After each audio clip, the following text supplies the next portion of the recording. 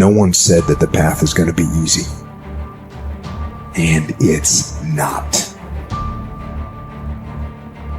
We know life is rough, and we know there will be pain, and whether that pain is at the hands of an enemy or at the hands of nature or time or disease, there will be pain.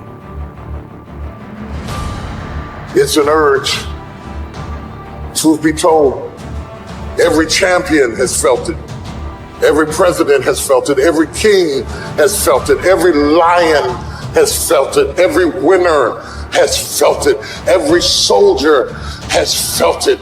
Every victorious person has felt it. The urge to quit.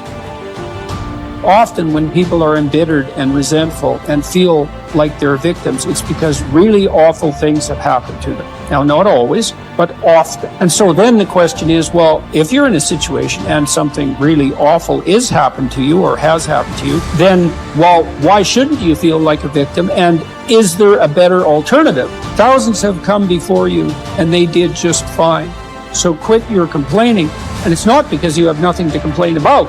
That's not the case. It's that that's not the right approach. The fact is, and this is such an optimistic fact, as well as a judgment in some sense, the fact is that if someone else can do it, so can you. And that's something, right? If you're reading about the great heroes in history, people who are in these terrible situations, and you see someone rise to the occasion, and then you can say, well, that was a person who did that, and I'm a person, and so maybe I have that capacity too, even though I don't know how to approach it. Don't allow that inner doubt in you to tell you why you're not good enough.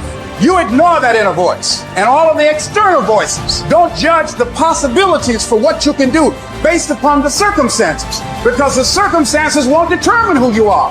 Doesn't matter how many mistakes you've made. Doesn't matter how much money you've lost. In fact, I see it only as an investment, what you learn from life. You don't stop when you're tired. You stop when you're done. You stop when you complete it, when you execute it.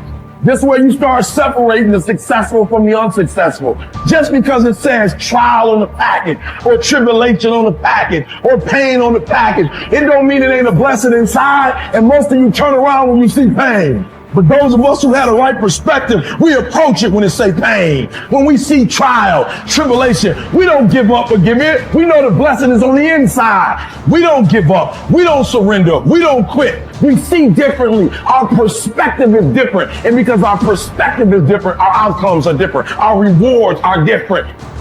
If you haven't learned something from periods of suffering, if you haven't wrung the juices of your own pain and drank them for your own nourishment, you have wasted your experience and missed the chance to expand capacity for being stronger the next time that these seasons arrive at your door. My mental outcomes were a consequence of my habits, and my habits were a consequence of my choices. It is true that character is to some extent innate. Our genetic makeup imbues in us certain proclivities.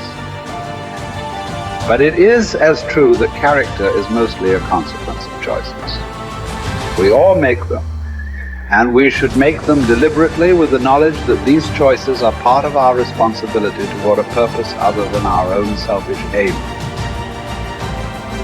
That responsibility is to your family, friends, community, and country. You have purpose in this life.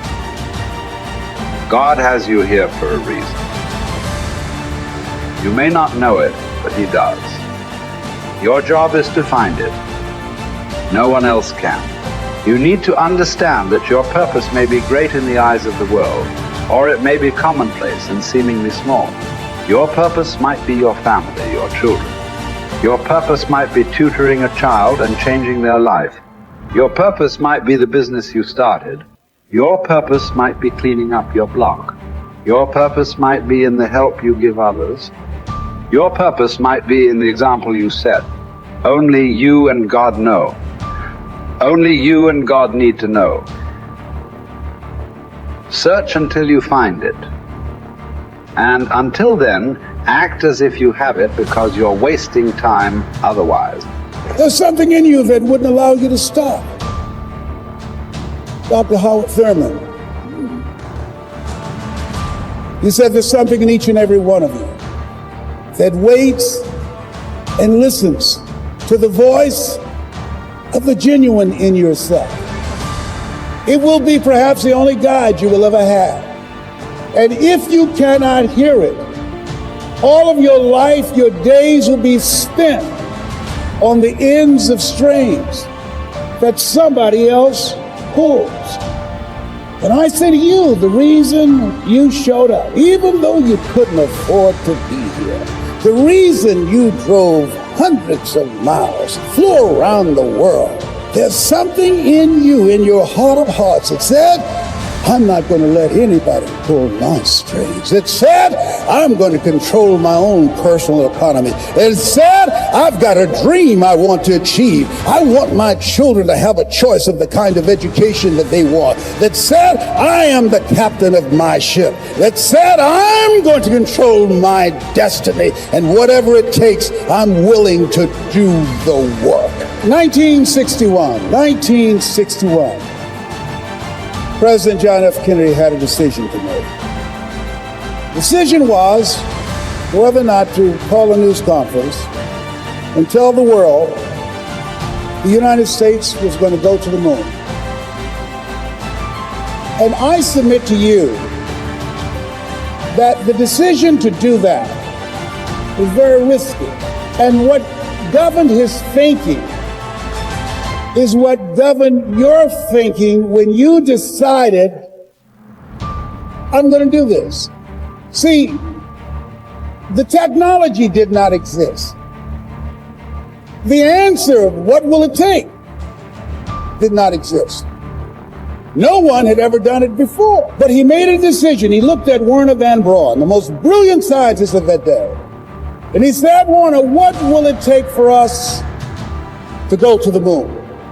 And he spoke 5 words. And those 5 words, I think, is what governs most entrepreneurs. Those 5 words, I think, is what give people like you the courage to pursue their dreams. Those 5 words is what I think people who are pioneers, people who are breaking new ground, make decisions on. He said, what will it take for us to go to the moon?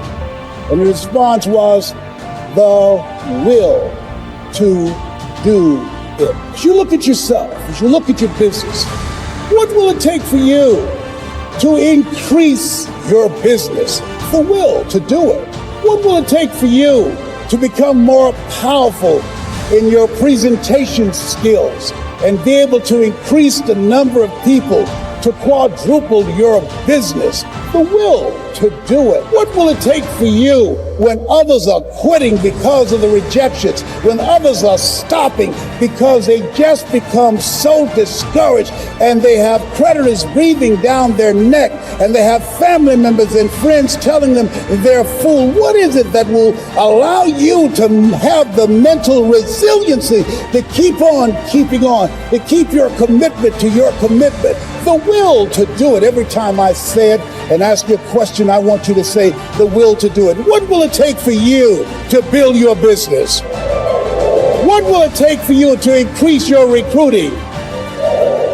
What will it take for you to bring out the greatness in you and to make your mark? What will it take for you to become a high achiever and to bring out the billionaire in you? Shake someone's hand on your right and left and say, I've got the will. I've got the will.